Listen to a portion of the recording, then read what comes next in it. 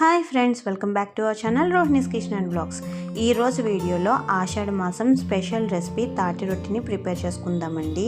మనం ఈ తాటి రొట్టిని చాలా ఈజీగా ప్రిపేర్ చేసేసుకోవచ్చండి. దీనికోసం ముందుగా నేను ఒక తాటిపండు నుండి ఇలాగా గుజ్జును తీసుకుని రెడీ చేసి పెట్టుకున్నాను.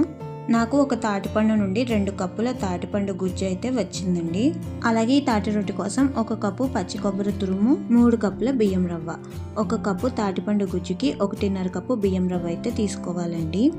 1 కప్పు బెల్లం. ఈ బెల్లం వచ్చేసి తాటిపండులో ఉన్న తీపిని బట్టి మీ రుచికి తగ్గట్టుగా అడ్జస్ట్ చేసుకుని వేసుకోవచ్చండి. అలాగే 1 చిటికెడు ఉప్పు.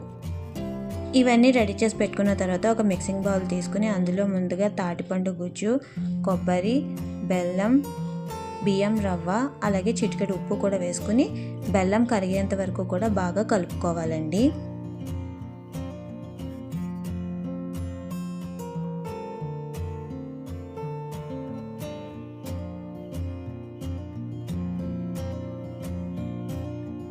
ఇలా బాగా కలుపుకున్న తర్వాత కొద్దిగా నీళ్లు చల్లుకుని రవ్వ నానేంత వరకు 1 గంట పక్కన పెట్టుకుందామండి.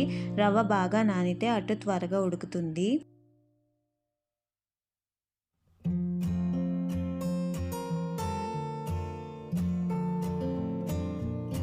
1 గంట రవ్వ బాగా నానిన తర్వాత మళ్ళీ ఒకసారి కలుపుకుందామండి.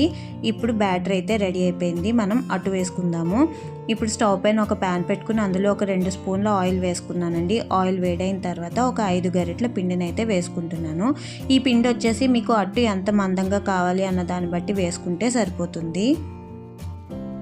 ఇప్పుడు మూత పెట్టుకుని సిమ్లో ఒక 10 నిమిషాలు ఉడికించుకుందామండి. ఒక 10 నిమిషాల తర్వాత అట్టు ఒకవైపు అయితే చక్కగా ఉడికిపోయిందండి. చూడండి, అంచుల వెంట ఎర్రగా వచ్చింది కదా. ఇలా వచ్చిన తర్వాత ప్యాన్ పైన ఒక ప్లేట్ పెట్టుకుని వీడియోలో చూపిస్తున్నట్టుగా అట్టును తిరిగేసుకోవాలండి.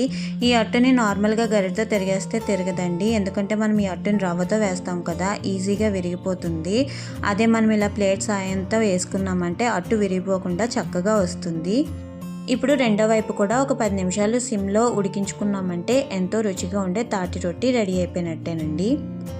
చూసారు కదండి, అస్సలు విరిగిపోకుండా తాటి రొట్టి ఎంత పర్ఫెక్ట్గా వచ్చిందో. ఇది బాగా చల్లారిన తర్వాత తిన్నారంటే చాలా రుచిగా ఉంటుందండి. మీరు కూడా ఒకసారి ఇలా ట్రై చేసి మీకు ఎలా అనిపించింది అన్నది నాకు కామెంట్ సెక్షన్లో షేర్ చేసేసుకోండి. ఇక్కడితో నా వీడియో ఎండ్ చేసేస్తున్నాను. మీకు నా రెసిపీ నచ్చిందని అనుకుంటున్నాను. మీకు కనుక నా రెసిపీ నచ్చినట్లయితే ఒక లైక్ చేసేయండి. Thank you for watching. Bye.